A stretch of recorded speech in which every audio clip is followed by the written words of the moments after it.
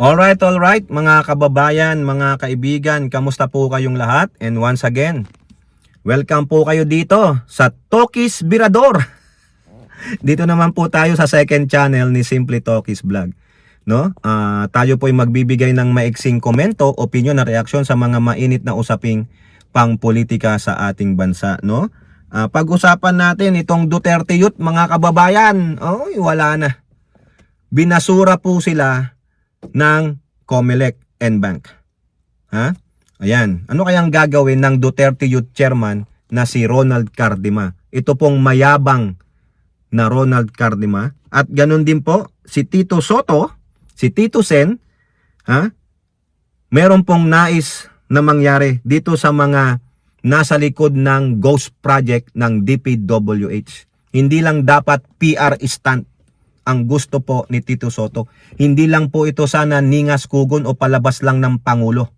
Kasi pag walang makasuhan dito na big names, nako, issue na naman ito sa Pangulo. Baka na Duterte tayo. Okay, so shout out po lahat sa inyo and may God bless us all. So pag unahin na natin to mga kababayan, itong si Tito Sen. Sa balita po ng politico.com.ph. It's PR stunt. Marcos wants those behind ghost project charge, sabi ni Soto. Hindi naman daw pala PR lang ng Pangulo, hindi lang para tumaas ang rating dahil baka ibabagsak na naman ng mga alam nyo na, yung mga paid na mga survey. Mainit mga kababayan, wala tayong hangin. Mamamatay tayo sa loob ng kotse.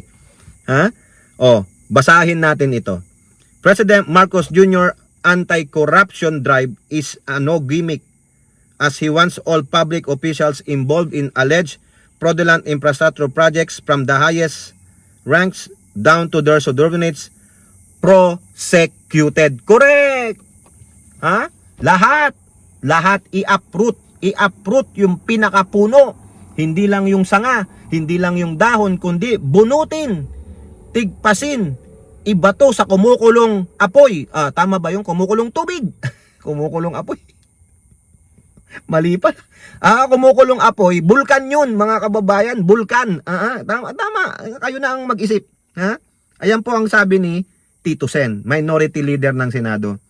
Soto was able to speak with the President on Thursday night at the wake of Judy Araneta Rojas, the mother of former Senator.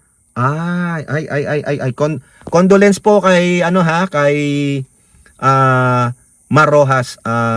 Pumanaw po ang mother niya, no? Condolence po sa pamilya Rojas, no? Okay. Kumpare ko po Rojas eh. So, Secretary Mar Rojas, former Secretary Mar Rojas, condolence po sa family niyo, no? Huwag na natin banggitin 'yon. Pagrespeto po sa Rojas family. So, doon po nakausap ni Tito Sen ang ating Pangulong Marcos at ito po, he really wants people to be charged for the anomalies from top to bottom involved. Soto said of the President's resolve to pursue charges against those behind corruption, ridden construction programs. The President recently blew wide open irregularities in substandard and ghost flood control projects following a series of Politico reports on Senate President Chis Escudero. Correct. Tama po yan. Kasuhan po. Kasuhan natin. Hindi lang sa mga flood control, mga tulay, lahat ng infra nagawa ng DPWH, lahat ng korupsyon sa lahat ng sangay ng gobyerno, lahat ng korupsyon, national level or lokal, dapat po. Kaya dapat ilabas nyo ang SALN ninyo. Dapat ang magbi-verify ng SALN ninyo, hindi opisyal ng gobyerno. Third party, mga kababayan. Tama to. Ako, I support the initiative of the President. I support this move. Hindi lang Pangulo sa flood control. Sinimulan mo na. Tapusin mo. Sinimulan mo, ikaw na rin ang tumapos. Ang taong bayan ang nasa likod mo. Kasi sawang-sawa na po kami. Lalong-lalo na itong mga kamag-anak ng mga politiko na magnanakaw sa kaban ng bayan, yung mga kontraktor ng mga malalaking infrastructure, mga kamag-anak ng mga department heads ay nagpapakita ng kanilang mga yaman sa kanilang mga social media posts. May kumain dyan, 759,000 ang binayaran niya, pesos. Samantala, ang mga kabataan, mga mag-aaral, minsan hindi kumakain, papasok ng school. Yung ipapakain pa sa school, panis. Kulang sa textbook. Sa mga liblib na lugar na walang paaralan. Hindi nyo naisip yon? Yung mga naapektuhan ng mga natural disasters, yung mga pag-ulan, pagbaha, paglindol, pag-landslide, at ano pang natural disasters, hirap na hirap sila. Yung padre de pamilya o di kaya yung ilaw ng tahanan na sa abroad, nagpapakamatay doon. Minsan inaalipusta pa, kinakawawa ng mga amo nila. Kung professional naman, mga engineers, akala nyo namumuhay sila ng may sarili silang bahay? Hindi po. Hindi naintindihan yun yan ng mga kamag-anak, kaanak, pamilya ng mga kontraktor na nagpasasa sa kaban ng bayan na pinadala ng mga OFWs, mga taxes ninyo. Ninanakaw nila at namumuhay sila ng luxury. Palipat-lipat lang ng ibang bansa, nag-a-around the world parang si Tokmol. Diba? Ipapakita yung mga bag na mamahalin, mga makeup kits, mga damit, designer clothing, yung mga travel nila. Pero tayo kawawa, papadala ka ng peta, ririmit ka. Pero hindi nila alam yung oras na ginugol mo sa isang araw para kunin mo yung pera na yun.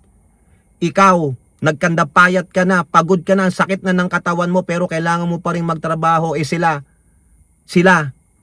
naka-aircon, nakahiga, hawak ang kanilang mga mamahaling gadget, pinapakita sa social media. Kaya Pangulo, tama ito. Dapat ang bubusisi ng salin ng mga ito ay hindi ang ilang government officials. Kailangan yung matatras mo na third party na hindi masusuhulan. Dapat sikreto, walang makakaalam sino ang nag-o-audit. Malalaman lang nila pagtapos na lahat-lahat. At sino yung mga malalaman natin. Barangay kapitan ka lang. Bakit ang dami mong travels? Magkano ang pay grade mo? Ano ang salary grade mo? Parang si Alcantara, district engineer dati ng Bulacan, 1st District. Ha? Yung mga relo nila nagkakahalaga ng 4.5 million pesos, 2.2 million, o 11 million pesos. Ano ang salary grade? Pay grade 22. Magkano sa loob ng isang taon ng sahod nila? 1100,000 pesos lang. How can you afford 11 million na isang relo lang? Di po ba? Oh, nakakahiya. Kaya Pangulo, yan, tama yan, nasa likod mo kami. Ha? Tapusin mo yan. Sinimulan mo, tapusin mo. Ang taong bayan, nasa likod mo. Ha? Huwag kang bababa sa pwesto hanggat hindi mo nasusolusyonan yan. Yang korupsyon, dapat may managot. Dapat may, sabi nga ni Jingo Estrada, heads must roll. Roll it. Tagal nyo nang sinasabi yan. Heads must roll. Heads must roll. Then do it. Roll it. Okay? O now, pasok naman tayo dito sa Duterte Youth. O, talagang defiant po sila. Nagdesisyon po ang Comelec Mbank with a vote of 511, 5 basura, isa ayaw, isa wala akong pakialam. O, 511 eh. Ha? Dahil nga sa kanilang kasalanan na hindi po sila nag-advertise at humarap sa hearing nung nag-file sila ng kanilang candidacy noong 2019. Eh bakit? Kasi po, tao ni Digong yung nilagay niya. Tapos noong 2022, bago mag-2022 election, nag-file ulit ng COC noong October 2021. Nandoon pa rin yung tao ni Digong. Pero, sila po ay napailan na ng kaso ng mga grupo ng kabataan sa Comelec, pero tinagal po ng 6 na taon. Ang nirereklamo ni Cardema, ang tagal na naming nagkakandidato, bakit ngayon lang? Kasi nga, nagpikit mata yung Comelec chairman. Nagpikit mata ang Comelec sa inyo dahil tao kayo ni Digong. Dahil si Digong ay isang diktador. Baka nga naman pag nabusisi kayo, inopen yung kaso nyo na nabinbin doon, baka bukas makalawa, they will not see the sunrise again. Kaya ngayon, ang Pangulong ito, Pangulong Marcos, sige, kung nagkamali, imbestigahan. Walang pipigil. O yan, nahuli kayo. Inopen yung kaso. Ha? Mga private citizen po, mga kabataan. O sabi, hindi naman kayo Duterte Youth. Tapos ito ang violation ninyo. Lahat ng party list, nire-require na mag-advertise, mag-publish sa mga prints or media at humarap sa hearing sa COMELEC. Bakit kailangan kayo aprobahan as party list? Hindi nyo po ginawa yun. Hindi kayo dumaan sa tamang proseso. Now, nagbanta po si Cardima. Sabi niya, before June 30, pag hindi nyo kami inupo as party list, kami ang pangalawa sa pinakamaraming botong nakuha as party list. Isisiwalat namin ang katarantaduhan ng mga congressman. Isisiwalat namin ang katarantaduhan ng COMELEC. O ngayon, nanindigan po ang COMELEC. Kinatigan yung una nilang desisyon na basura kayo. Ngayon, basurang-basura kayo. O, ilalabas mo? Yung sinabi mong pagbabanta na ilalabas mo yung baho ng mga ito, nasaan ka na? O ngayon, iba po yung sagot niya. Sabi niya dito sa Politico, hindi pa tapos ang laban. Duterte youth to challenge COMELEC decision. Nako! O, baka sinasabi nila, hindi pa naman ito final. Ha? Hindi pa daw ito final siguro. O ito po sabi ni Cardima, Duterte Youth Chairperson Ronald Cardima said that their group will file a petition for review before the Supreme Court. Tatakbo na po sila sa Supreme Court, which is clearly very unconstitutional and grave abuse of discretion. O sige, patunayan mo yan. Paano naging unconstitutional and grave abuse of discretion if your group did not even follow or finish the process of filing a COC? Cardima said COMELEC's decision is not surprising. We have expected COMELEC to be like that, na tatakbuhan ng batas. O babaluktutin ang batas. Paano nila binaluktot ang batas? Nandun yun sa kanilang proseso. Commissioning body rin sila. 'Di ba? Sa Supreme Court lang talaga tayo umaasa. O bakit? Ang dami kasing Duterte na hurado. Yang Supreme Court, hindi na po nakatakip ang mata niyan eh. Nakaganon na yan, oh. Nakaganon na. Oh, 'di ba? Oh. The COMELEC and Bank voted 5-1 against Duterte Youth. Actually, 5-1-1 yan. He also thanked COMELEC 2nd Division Presiding Commissioner Ray Bulay for siding with the law and declaring that Duterte Youth has no violation under. Oh, ito pala yung nag-iisang bumoto sa kanila, si Ray Bulay. Oo. Para sa ibang COMELEC commissioners, mapapanotanong ka talaga kung bakit ba yung 5 na pumirma ay abogado o merong hindi abogado sa kanila dahil very clear ang batas. Party list law, Section 5 registration. The COMELEC shall publish. Bakit tinitwist nila sa desisyon nila na tayo na dapat ang makahula na tayo ang mag-publish ng ano at kailan? Sa batas mismo, klaro na sila dapat. Ganun ba? Di mali pala si Attorney Enzo. Bakit ginawa ng party list ni Attorney Enzo na yung bunyog party list na sila ay nagpa-publish? Bakit sila yung party list nila? Bakit ikaw sinasabi mo dapat ang COMELEC ang mag-publish? Baka ibang publish ang sinasabi mo. I-publish sa website na kayo ay kandidato. Pero sumunod ka ba sa proseso na publication? Prints and media, bugok.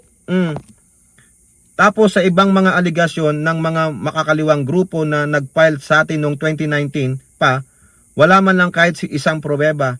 Yun ang kanatigan nitong 5 COMELEC commissioners. Kaya basahin ninyong decision nila today. Nilagay na no need to further discuss. Talagang mahirap i-discuss ang mga issue na hindi naman talaga nag-exist. Tapos kinatigan nyo. Sakto sa binabalita sa atin ng mga intel officers na nag-negotiate daw ang ilang mga taga-COMELEC ay patay. Ayon. At natalong party na i-disqualify tayo agad para sila na ang makaupo. Ayan, may akusasyon daw po between doon sa mga natalong party list at COMELEC na i-disqualify ito at iyo po yung mga natalo. Baka man naman nagkabigayan. Ayan na naman. May insinuation, may pagbibintang. Dilabas mo ang pruweba. Di ba? Ayan, ini-stress niya na ang Duterte Party Youth ang isa sa pinakamalaking boto ng 2025 election. Di patunayan mo muna ang aligasyon mo. Ako may alam akong party na nagsabi nun na iupo rin din sila pero hindi na upo.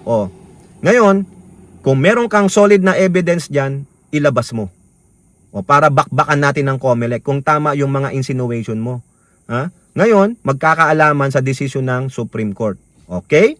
Antayin natin ang Supreme Court, baluarte ng mga Duterte hurado. Okay, kayo po, ano pong inyong masasabi? Comment down below. And don't forget to like and share. Hope to see you in the next videos. Bye-bye. God bless.